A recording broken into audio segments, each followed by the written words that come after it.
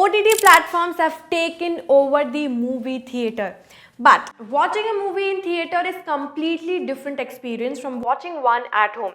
Like for example, I recently watched RRR movie in the theater and I loved it. I was blown away. And I watched the same movie at home. It did not sound too exciting. You know that Natu Natu song? Yeah, this one. So no matter how expensive or big your TV is, the audio quality on your TV is not that great and it cannot compare to the movie theater experience. So to get that cinema like experience, you need something like this. A sound bar and a subwoofer. Sound bars are excellent for audio, and when they're used alongside a subwoofer, you get a complete audio system at home. Subwoofers add a refined bass to your soundbar and give a legit theater-like audio experience. So meet Sonos Sub Mini. This is Sonos' latest subwoofer that you can connect using some of the Sonos products.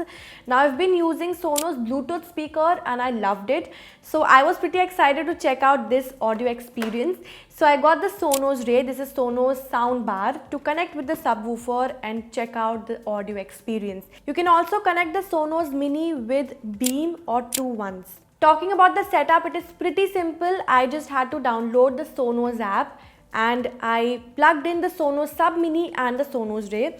Now this soundbar will instantly work after plugging in, but the subwoofer needs Wi-Fi connection. There is no Bluetooth support. So I connected my phone with Wi-Fi and I followed the instructions of the app and it detected both of these devices and the pairing was done. But just remember, if you have connected the Sonos Sub Mini once with the Wi-Fi connection and then you want to connect it with another Wi-Fi connection, then you will have to reset the system and it will take like approximately 2 hours. It's a pretty long process and it was very irritating, to be honest. But otherwise the setup is very simple if you have once connected with your Wi-Fi connection. Now once the pairing was done, I connected the Sonos Sub Mini using the optical cable that comes in the box and I watched a cricket match and just listen to this audio quality. ये बढ़िया shot है, ये बेहतर timing है, बेहतर placement भी है। ये बड़ा शॉट लगा है, इस गेंद को। So you can imagine this was recorded using mic. In reality, the audio quality is much better. It is so refined. I honestly don't even watch cricket, but when I used this sound system at home and I watched and played cricket on my TV, it was amazing. The crowd cheering in the background, the batting sound and the commentary in the background, it was all coming together and it was very refined. Now I also listen to some bass heavy music, so just check out the audio quality.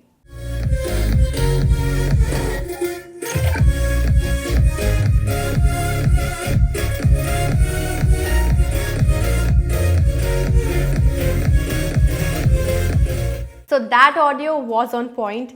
You know, you can actually feel the thumb when the beat drops. It is so refined and there is no distortion whatsoever.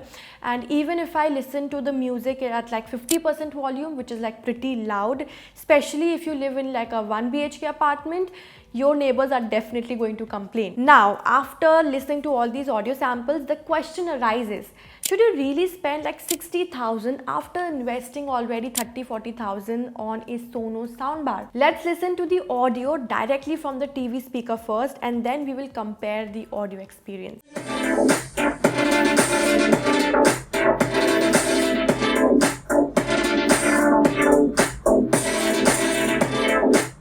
Now it's time to add the Sonos soundbar and listen to this audio.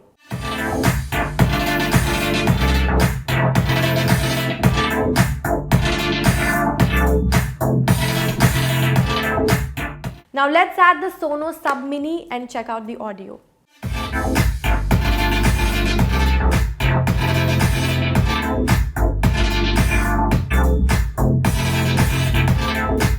Now I am not sure if you could realize or understand the audio from the recorded music, but in reality, let me tell you, the difference is quite noticeable. When I was watching a movie or listening to music directly from my TV speaker, the audio was good, but I was easily distracted.